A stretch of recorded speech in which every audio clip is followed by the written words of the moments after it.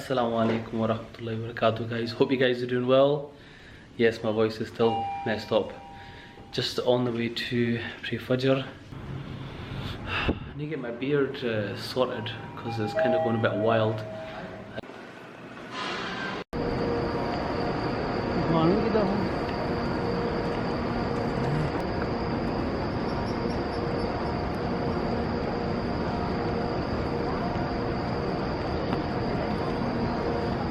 Sorry, I didn't get a chance to show you post Fajr. Just gonna go to Swiss Hotel breakfast. I'll show you guys the breakfast options. It's a mad breakfast here, subhanAllah. Guys, this is the breakfast area. It's absolutely manic. It's so busy. Guys, this is breakfast. We got grilled tomatoes, got potatoes, got carrots, got some kind of egg mixed there, bit of bread. Thought I'd try a bit of samosa. Don't know why I got that, but okay. And got some scrambled eggs and some apple juice. Dad's having his chai. He's having his anda sandwich. Assalamu alaikum wa rahmatullah, guys. Hope you guys are doing well. Welcome to the video Makkah Ziyarah 2019. Just finished breakfast. About to meet the group for Ziyarah. It will be led by Ustad Asim Khan. But before I go, let me show you the view from my room. Look at that, mashallah. The mountains of Makkah. Beautiful. Alhamdulillah. Beautiful view. I actually prefer it to the Kaaba view because I want to go see the Kaaba physically. So I want to go down and see it. I don't want to just look out my window and say, okay, just the Kaaba, but I want to kind of make it a mission to go down and see it. When I see it, like, subhanAllah, it's beautiful.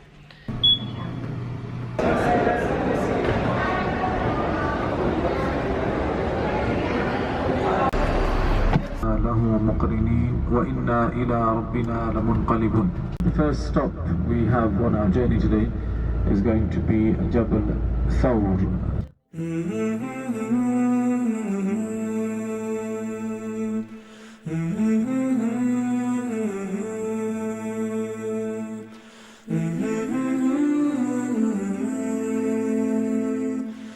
First ziyarah is of this mountain here. This is Mount Thawr. And I'll let the Ustad do his thing and tell you guys about it, inshallah.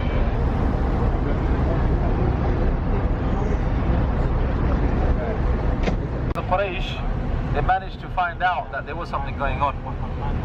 And so they actually came to this very location and went up this mountain. And they arrived at the foot of the cave which inside Abu Bakr and the Prophet were hiding. But the story goes that when they approached the cave, something happened because Abu Bakr as-Siddiq was inside and he said, I could hear their footsteps coming closer and closer. And it got to a point that he said, if they just looked down at their feet, they would have seen us. And Allah knows best what happened. The books of the Seerah mentioned that either that they came across a spider's web or a bird's nest, or there was some kind of tree blocking the entrance that made them think that it was impossible for someone to be down there. And so they turned around and walked away.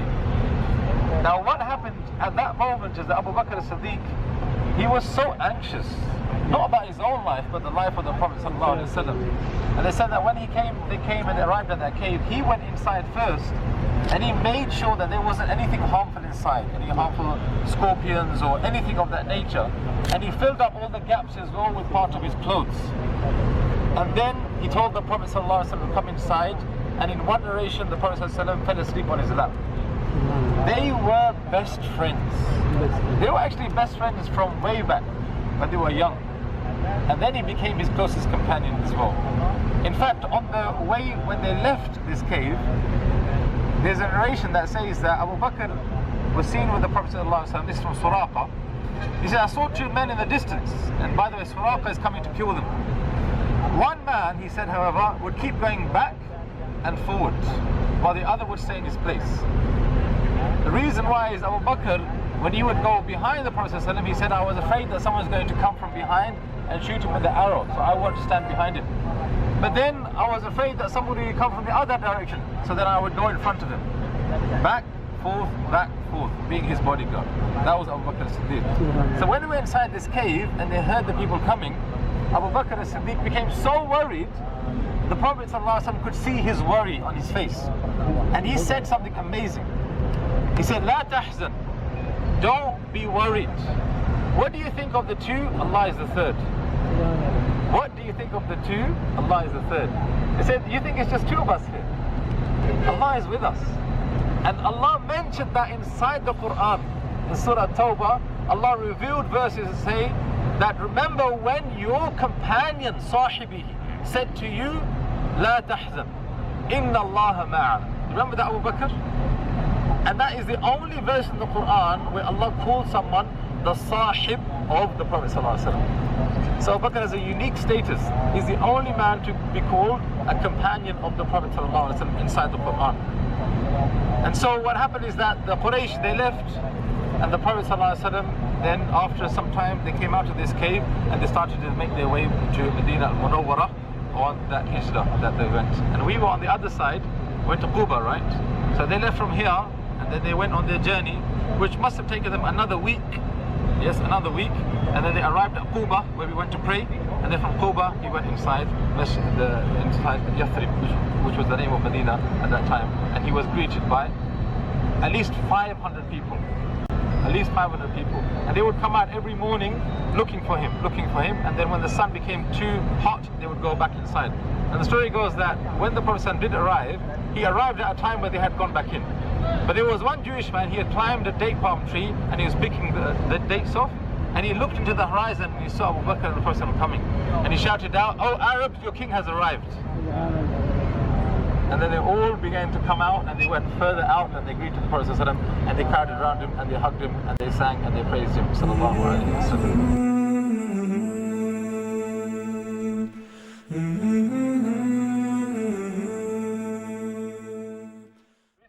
Here is because the Prophet ﷺ, he camped, or he set up his tent for Arafah at the foot of this mountain. And pay attention to what I said there. I said he came to the foot of the mountain. A lot of people on Hajj especially, they like to climb to the top. And you can see a lot of people, they're already at the top right now. They think that the Prophet ﷺ stood at the top. That's not true. And when he was here, he said the whole of Arafah is a place of standing. As if to say that I know people are going to get very fanatical about coming to my spot, but I'm telling you now that every place here you stand is equally as virtuous. This place is not more virtuous than another place. So the Prophet ﷺ, he came here at the time of Zahir. He prayed his Zahir and Asr together in order to give himself and the Ummah as much time as possible to do what? To make dua. Now today Dhuhr time is around about what, 12:40? Yes. So imagine by the time they prayed the Dhuhr and Asr, 1 o'clock. From 1 o'clock all the way until Maghrib time, he was doing what? Like this, making dua. Hours on end. Hours on end. It boggles your mind like how much he spoke to Allah subhanahu wa ta'ala. During the course of that time also he did a khutbah, and many historians say he did multiple speeches, not just one. Now how many people were here? Jabir ibn Abdullah said that when I was accompanying the Prophet ﷺ to Hajj from Medina, many other tribes began to join us. And he said, I remember, this is 70 years on, I remember seeing people in every direction. Wherever I looked, I could see the people. And they were all coming for Hajj. Some of the scholars put a figure of 100,000 Muslims. Yes, that's an estimation, but the Prophet ﷺ was right in the middle of the sea of crowd. Yes, and he was guiding everyone here, and he was telling everyone to calm down and to slow down and to do things and to remember Allah subhanahu wa ta'ala. This place, as well as Mina, as well as Muzdalifah, is known as Sha'airullah. The Sha'air of Allah means the great symbols of Allah. These places are not regular places, they mean more to Allah. And the reason they mean more to Allah is because these places were visited by Ibrahim alayhi salam when he performed his Hajj. And that became the tradition of all of humanity until Yawm al-Qiyamah. So where you are standing is a special place. So is Mina and so is Muzdalifah. The speech of the Prophet is very interesting. When he spoke, he spoke as if it was the last time he was going to be with his companions. And he kind of knew that soon his life is going to be taken. So his speech at Hajj is like his parting advice to me and you. The things he mentioned, number one, he said that the days of Jahiliyyah تحت قدمي موضوع means are under my foot, dead and buried. Of the things of Jahiliyyah, number one is the law of the jungle, where people will kill each other to get something for themselves. Looting, stealing, all of that stuff was rampant. He's saying, number one, all of that kind of unfair behavior towards one another, it should be under your foot now. Number two, interest. Imagine, one of the last things that he wanted to speak about was usury, interest, riba. He said that under my foot. And he said, my uncle Abbas, he's owed a lot of money because of riba. Today he wipes it clean. He will not accept it anymore. Look how the Prophet ﷺ was walking the walk. He said, you can't deal with riba anymore, and my own family will not benefit from riba. I am going to do exactly what I'm telling you to do. And then he said, be very careful about your women. Look after your women. Be fair to your women. And we know that the Arabs of that time, they were very unjust towards their women. In fact, their sons, if their mother was a stepmother, they would inherit her like property. Yes? And we know how they used to do what they used to do with baby girls, right? When they used to have a baby girl, what would they do? Most of them, they would bury them alive. And inshallah, maybe tomorrow we're going to visit a graveyard where they say that the Arabs of the time, they used to take their baby girls and bury them alive. So the Prophet ﷺ said that's not going to happen anymore. One of the brothers in this group, subhanAllah, told me that when he had a baby girl, his family, subhanAllah, they still have a portion of that Jahiliyyah in them. Where when you have a baby girl, it's all doom and gloom. Oh man, it wasn't a boy. And the tradition in the culture is when it's a boy, you give laddus. Yes? And when it's a girl, you give something less than that. So what did this brother do? To all of his family members, he sent them laddu. And they were like, oh, why are you sending us laddu? You didn't have a boy. He said, no. Don't you remember the Prophet ﷺ? He said, whoever has 3 daughters and raises them in the path of Islam, Jannah is guaranteed for this person. And here you are, doom and gloom about the girl. That is not. Where should that be? Under the foot, the Prophet said. That should be under your foot. Nothing to do with that anymore. And the Prophet ﷺ, he also said that whoever hears my message now should do what? Share it with somebody else. And he said that perhaps the person who hears it from you may understand it better than you. This is the plains of Arafat, and if you've not watched my Hajj vlogs, go and watch my Hajj vlogs. There's no day like Arafat, subhanAllah. Like, it brings back so many memories. That this day was the hardest day ever, subhanAllah. To sit and make dua for at least 5-6 hours is very, very hard, very hard. So may Allah subhanahu wa ta'ala bring us here again. You've heard Ustad Asim Khan talk about the blessings of Arafat, and I'm not going to go into the details because you guys know, but that's the mountain of Arafat, and this is the plains of Arafat. It's actually really, really busy. This brother, mashallah, may Allah subhanahu wa ta'ala reward him in abundance. May Allah give you more. Shout out to Mac, Big Mac. Brother tours, the best, only the best. Hajj vlogger. There's no tents. Or what happens is that the HAJJ will come here after they have spent time in Arafat, and they will actually spend the night here. They will come, and when they arrive, they will come extremely tired, obviously, spending the day in Arafat, and they will just literally find a spot, and they will lie down, and they will go to sleep here. They will pray the Maghrib and Isha combined, and then they will take a nap. And the Prophet ﷺ advised the Ummah to sleep early,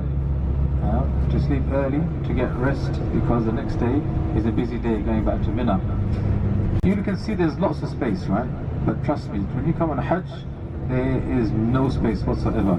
You will struggle to find a spot to sleep. Just look at how open this area is, just as a part of Muzdalifah. These are the tents of Mina, and they go on for, subhanAllah, it looks like miles and miles and miles.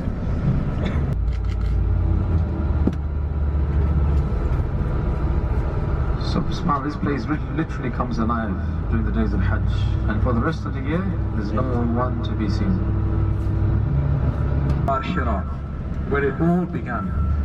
And that's a subhanAllah, fairly steep climb, isn't it? But the Prophet ﷺ, Aisha radiallahu ta'ala said that when he reached the age of 40, seclusion became beloved to him. He liked to be alone. And he would come to this place and stay for days on end, all by himself. One of those nights that he was by himself, he felt the presence of someone inside the cave. Imagine, it's night time, you're by yourself, up in the mountains, and you feel the presence of someone behind you. You would be scared, right? The Prophet ﷺ was startled. It was Jibreel alayhi salam. And the first thing he does is he says to him, Iqra, read. And the Prophet ﷺ was unlettered. He could not read. So he responds, Ma ana biqari, I'm not of those who can read. Jibreel alayhi salam grabs him and hugs him so hard that the Prophet ﷺ said, Balagha minni al-jahd, that I reached the end of my endurance, meaning I thought I was going to die. That's how hard he squeezed me. Then he released me and he asked me again, Iqra, read. And I said, I can't read. And he did the same thing again, squeezing me tightly. Let me go. And the third time he asked again. And then he said, Iqra bismi rabbika alladhi khalaq al-insana min alaq. He recited the first 5 verses of the Quran, officially making him a prophet of Allah.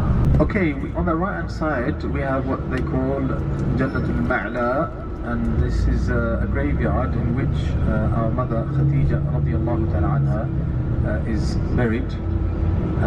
We call her our mother because Allah Jalla wa Ala told us in the Quran that the wives of the Prophet sallallahu alaihi wasallam are ummahat al-mu'mineen. They are the mothers of the believers. The Prophet was married to Khadija for almost 25 years, and he loved her dearly. In fact, when he was married to her, he didn't marry anyone else, even though the other wives that he would later marry, he would marry them, and alongside they had co-wives. Also, interestingly, Allah subhanahu wa ta'ala only blessed the Prophet with children through this one wife, Khadija. It's quite amazing if you think about that the Prophet had altogether around about 11 or 12 wives. Only one of them, Khadija, bore him children. And he had 7 children from her, and subhanAllah, all of them passed away during his life except for Fatima radiallahu ta'ala anha.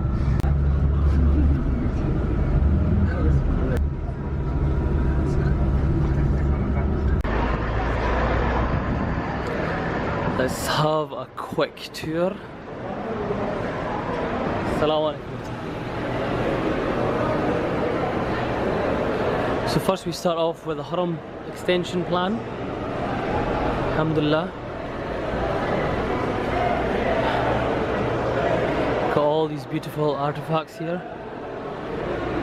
Subhanallah, look at this Masjid Nabwi. That is something else, mashallah.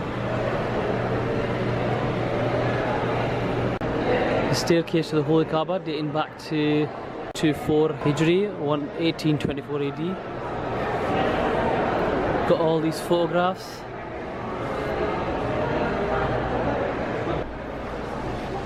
It's one of the old minarets.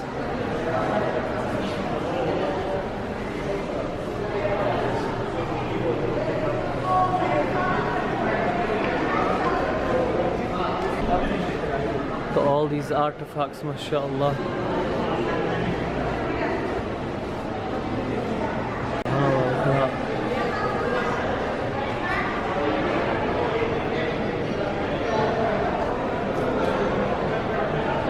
This is the case of the HAJJ Aswad, old casing, the Ottoman casing, subhanallah.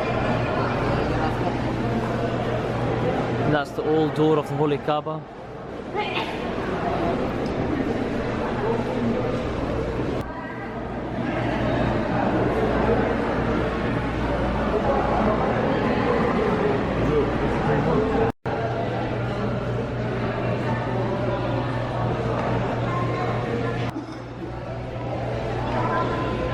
These are all from the Ottoman times, mashallah.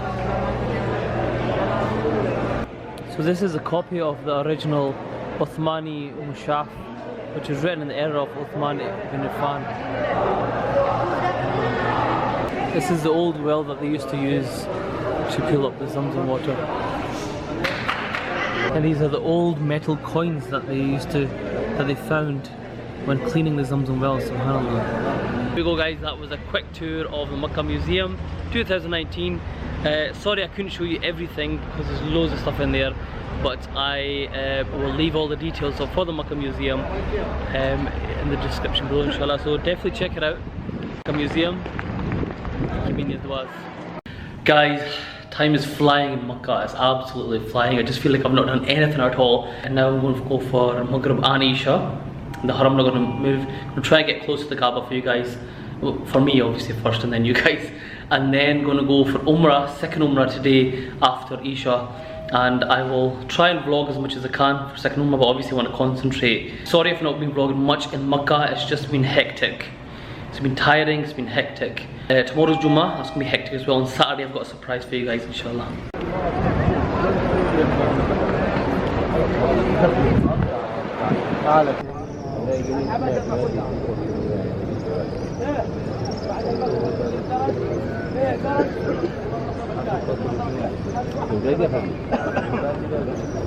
I made it for Salah, Alhamdulillah. Allah subhanahu wa ta'ala is amazing. It's actually raining just now as well. As you can see, it's raining, Alhamdulillah. It is a blessing, subhanallah. I'm just going to start tawaf and then I'll speak to you guys in a bit.